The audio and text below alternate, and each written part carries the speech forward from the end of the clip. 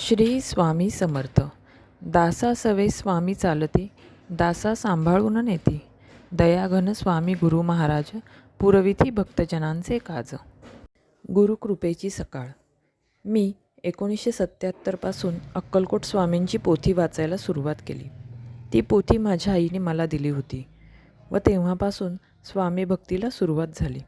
1978मध्ये माझ्या आईला स्वप्नात श्री स्वामींनी गुरुवारी पहाटे दर्शन देऊन मला मुलगा होईल असे सांगितले व पुढल्या गुरुवारी गुरुपुष्य योगावर मुलगा झाला.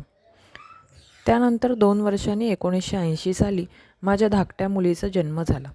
जन्मतः तिची प्रकृती उत्तम होती, पण 8 दिवसातच तिच्या डोक्यात सुपारी एवढी गळवं यायला सुरुवात झाली.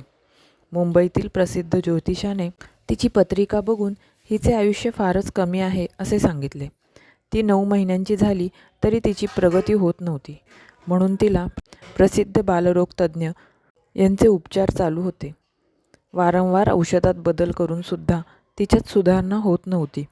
खुद्द डॉक्टरांनीच तिच्या वडिलांना आता वैद्यकीय उपाय संपले तरी देवाधर्माचे तुम्ही काहीतरी बघा असे सांगितले. तेव्हा माझ्या मामे सासूबाईंनी तिला स्वामींच्या पायावर घालून आपण गाऱ्हाणे गाऊ असे सांगितले.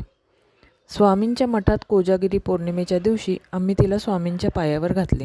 तेव्हापासून दर गुरुवारी मठात आरतीला जाऊ लागले. महिन्याभरातच तिच्या प्रकृतीत सुधारणा झाली. ती पालथी पडून चालायलाही लागली. गळवांचाही त्रास कमी होत गेला. स्वामींना बोलल्याप्रमाणे ती बरी झाल्यावर तिला अक्कलकोट येथे वटवृक्ष मठात स्वामींच्या पायावर घातले व तिथेच पंच कमिटीच्या सांगण्यावरून स्वामींच्या पालखीतच बारसे केले. स्वामींच्या कृपेने तिला जीवनदान मिळाले. ही स्वामींचीच कृपा.